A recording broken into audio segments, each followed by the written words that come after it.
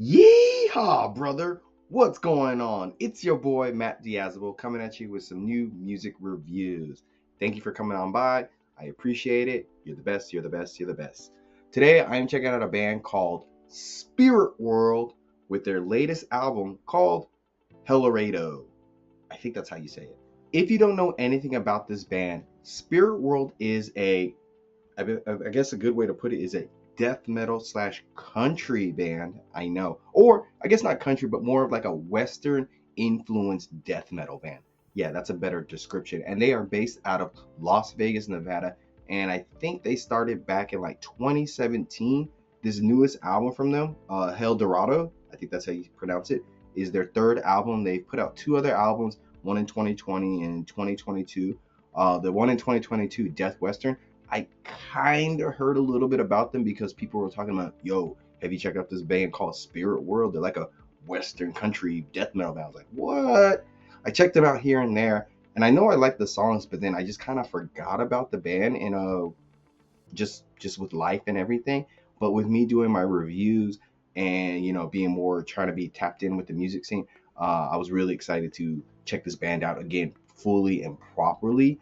And I gotta say that when I was listening to this and the feel of it and just the whole imagery at this point, it feels like you're like listening to like a really cool like Red Dead Redemption game, or just like a really cool Western game. They have a very they've built a lot of lore behind them, and it feels like you're listening to like a video game soundtrack in a cool way. And with this latest album from SpiritWorld, they are just riding straight out of the gate with six strings blazing here, fusing that outlaw country style with some really thrashy metal fury here.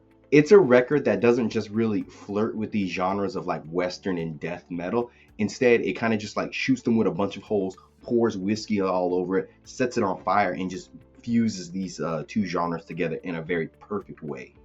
And across these 10 tracks, the band has proven that, I'm pretty sure a lot of people might say that they're a bit of a gimmick band and everything, but I gotta say, they're the real deal. After listening to this band, seeing them live, they have a whole different approach to them that is very respectable. From the opening moments of the song Abilene Grind, the tone is very clear with this band and this album. Because the song starts off with a short organ intro, then it gives way to some piercing screaming and some honky-tonk riffs that, feel like if Pantera wandered into a Texas dive bar and just picked a fight with the jukebox. It's a mesh of genres here in a cool. The vocals are very husky and very commanding, and growing heavier and heavier as the track just goes along. The groove with this song and this band is just undeniably, you're either toe tapping or you're headbanging in equal measures. And by the time the band dives into some more beefier, metallic-esque riffs, it's a clear sign that SpiritWorld is not in any way interested in playing it safe. They're blending, hard driving thrash with some really dusty country twang, and they're doing a really good job of it. So I want to play a clip of Abilene Grind so you get a sense of just that thrashiness and with a little bit of country twang that they're throwing in here.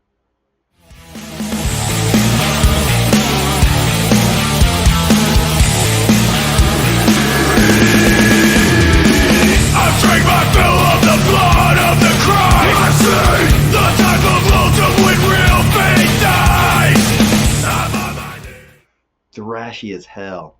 No Vacancy in Heaven and Western Stars and the Apocalypse kind of lean more into harder and thrashier sounds. Think like Power Trip with a cowboy hat, even though that doesn't really make sense because they are from Texas and everything. But think like that, Power Trip with cowboy twanginess here, because they got some tight bouncing riffs, crisp cymbal work, and shouting gang vocals that just have so much weight to them. So I want to play a clip of Western Stars and the Apocalypse so you get a sense of just that Power Trip twanginess and thrashiness they have here.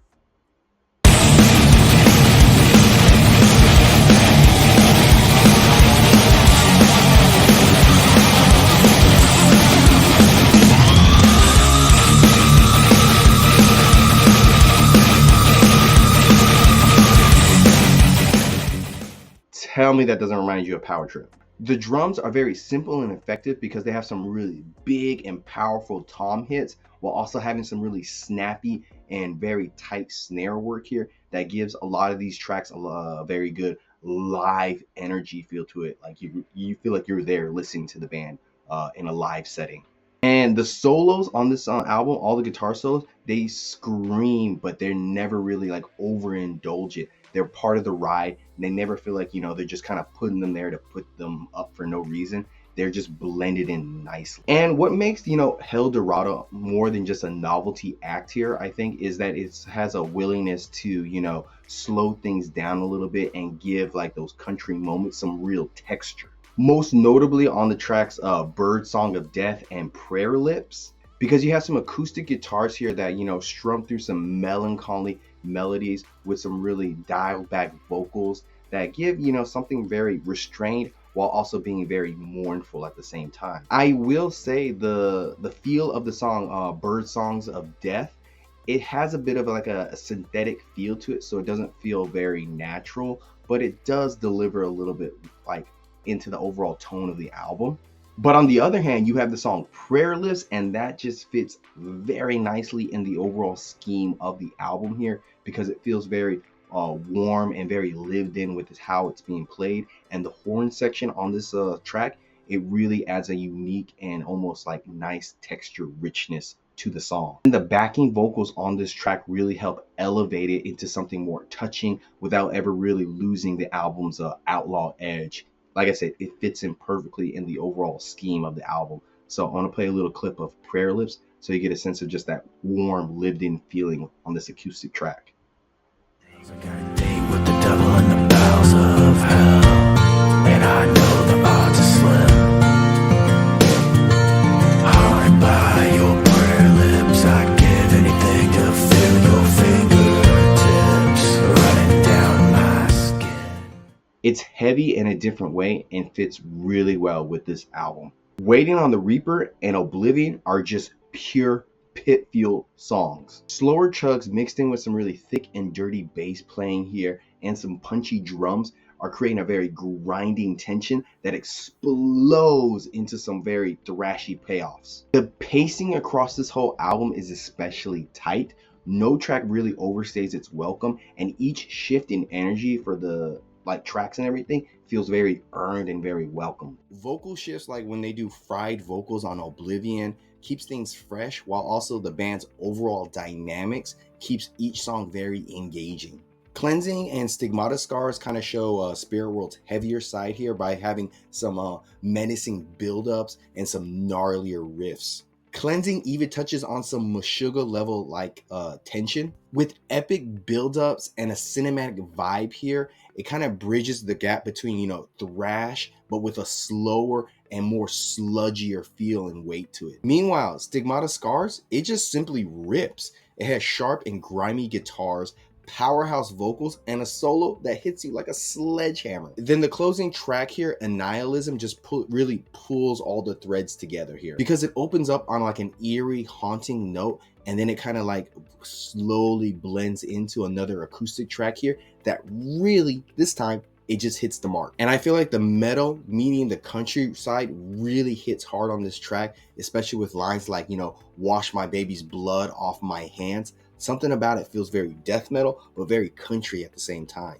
And I would say the production really shines on this last track here, because every acoustic strum, every drum thud, every vocal inflection just feels very deliberate and layered nicely. It's the most complete, fusion of SpiritWorld sound here to date, I would say. Emotionally raw, sonically heavy, and unapologetically weird in the best way. And this album is just a pure wild ride that is part thrash assault, part country, but also 100% SpiritWorld. The riffs are tight and memorable, the drums punchy, the vocals massive, and the country elements feel more integrated than ever before. This isn't a band that's like kind of trying to do something different.